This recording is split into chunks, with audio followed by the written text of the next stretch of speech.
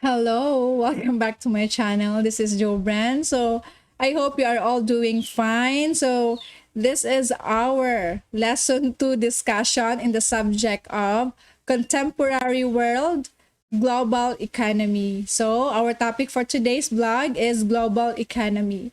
Okay, so what is global economy? Right? The last video that I've posted, I've talked about globalization. Now we will talk about global economy. Because of the increasing global economy, it has also helped or shaped people's lives. So economic globalization has seen several changes and advancement in the past and present. Because we are now experiencing globalization, we are now influenced by the effects of globalization. And part of this, we are now experiencing an increased global economy. Do you think it is all beneficial? So let's try to have a short glimpse on the idea of global economy. Yes, global economy is good. There are a lot of things that are happening now. There are a lot of things that we try to embrace now because of the effects of global economy. A lot of jobs, a lot of opportunities, a lot of things that we are embracing now because of global economy. Okay, so when it comes to communication, the internet like this has opened up a lot of opportunities worldwide. We can access several social media platforms, website, and it gives a lot of wealth of information because of global economy. Because we are globalized, because we are experiencing a lot of changes and development, and now it's easy for us to connect with one another because of globalization. The most important topic that we are going to talk about is the impact of our economic globalization.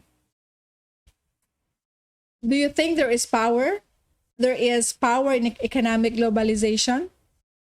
For me, yes. Because economic globalization is the result of human innovation and technological progress. So without economic globalization, we will not be experiencing something like this. We will not open our eyes to the internet. We will not be so equipped with so much information because of economic globalization. But the downside of this is we also experiencing a lot of fake news, and sometimes it affects us personally.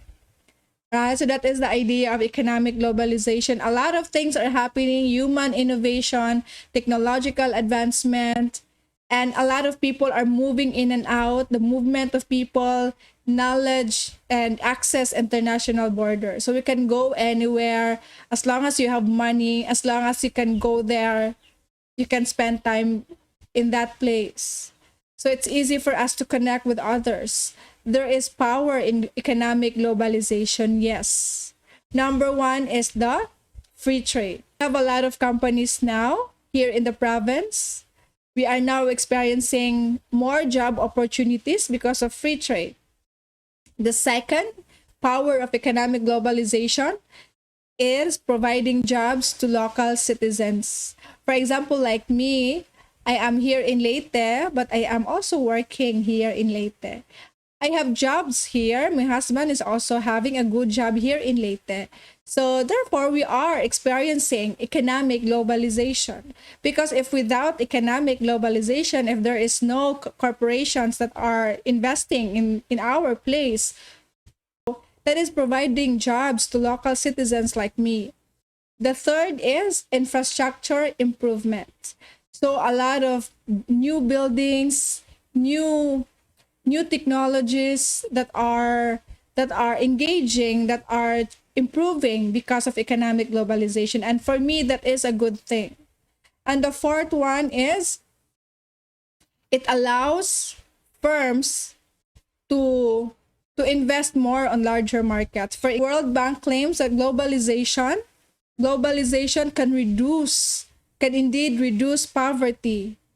But the downside, it does not benefit all nations. So therefore, yes, we need economic globalization, but the downside, it's not everyone is benefiting because of it. The first one is the free trade and the protectionism. So what is free trade? Again, as what I've said earlier, the free trade is it in okay, so without trade obstacles, goods and services can be trade. So there is no limitations because of free trade. Okay, so import and export of products, it's now accessible. The third one, because of free trade, we are having an open economy. Open borders, meaning we are opening our doors to everyone. We are opening our doors to those who wanted to go with business with us. Okay, that is our free trade. The second is the protectionism. So what is protectionism? This is one way of protecting our own country. So therefore, there are some restrictions, there are some limitations on how we can do business with us. So there is certain restriction, limitations to protect our own. Globalization has a power, but globalization also has a significant drawbacks. Meaning, because of increased economic globalization, a lot of buildings are now developing, a lot of things are changing, but the other way around is our environment is also affected by this. So we are also trying to explain to us the impact of globalization to our environment. So let's try to talk about the sustainability or the sustainable development. Yes, we need globalization, economic globalization, let's improve, but let's also consider the effects of putting a lot of things. So how can we do sustainable development? Okay, so what is sustainable development? Economic globalization, but also let's try to preserve our nature. So when we try to cut down some trees because of opportunities, because of economic globalization, we need to plant more trees again just to sustain our environment, just to sustain our natural resources for the future generation. So that is sustainable development, and how we can preserve also our resources for our future generation. So as what we can see now, there are a lot of trees we a lot of trees that we cut down because of the improvement economic globalization, but we should also consider how to sustain sustainable development, how we can also protect our environment despite the increasing economic globalization. We can't stop, I think we can't stop economic globalization because it's there. We need economic globalization for us to improve, but we should not neglect those natural resources that also we need to protect them, our mother nature, we need to sustain our environment, to sustain our life and to sustain our future. And I think that's the idea of sustainability or sustainable development. Okay, because of economic globalization, there is environmental degradation. So what is environmental degradation? It's because of the increasing industrial revolution. So there is a debate between neoliberalists versus the environmentalists, because the environmentalists, they are protecting our nature. They want to focus more on the nature other than the economic progress, economic concern. But the neoliberalists, they are also concerned about economic globalization. They always think that the environmentalists, they are the barrier for economic globalization. But as humans, how can we sustain our environment at the same time we are also improving our economic globalization? So that is how we balance things. It's not all about the economic globalization. We should also focus on our environment, our mother nature, because we need to protect our environment to protect our future generation. Okay, so part of our economic globalization is we are also experiencing global food security. So we have enough food to eat, our families, we have enough food to eat the entire world's population. So we are not having a hard time to find food because of our open economy, because of economic globalization.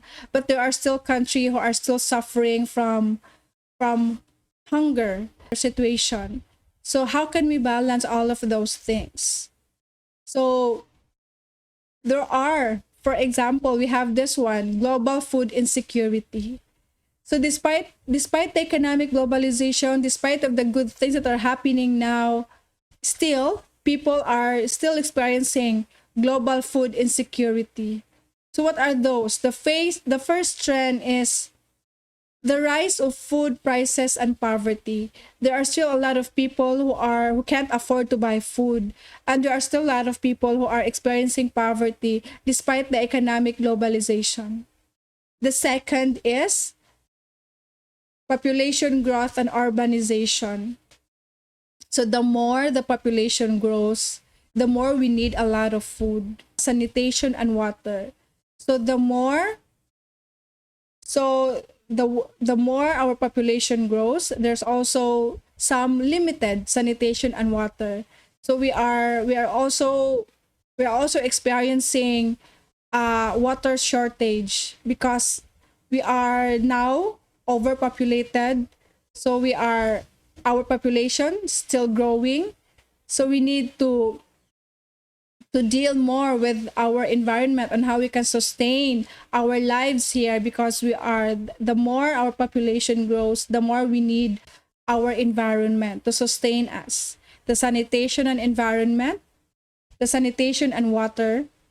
Okay, the fourth trend is rising incomes, yes, and changing diet. So the more, because we have that economic globalization, we can get higher salary, and the way we eat and the way we sustain our lives has also changed. We also change our diet. So as what you can see now, as long as you have money, you can buy food anywhere, like the fast food chain, because we are now living in a very fast environment. But when we try, because of the pandemic, we are now concerned with our health, right? So we are trying to go back in time. So we'll try to eat fruits and vegetables, not purely fast food chain foods. Okay, climate change, we cannot predict the changes that we are now encountering because of the economic globalization. Sometimes it's super hot, we can't go out, and sometimes we're experiencing a lot of medical conditions like the heat stroke because of the extreme hotness, and sometimes extreme coldness here in our province. So I think that's the effect of climate change, and we need to balance everything. Like we need economic globalization, but we also need to sustain or to do our part in our environment to protect our future generation.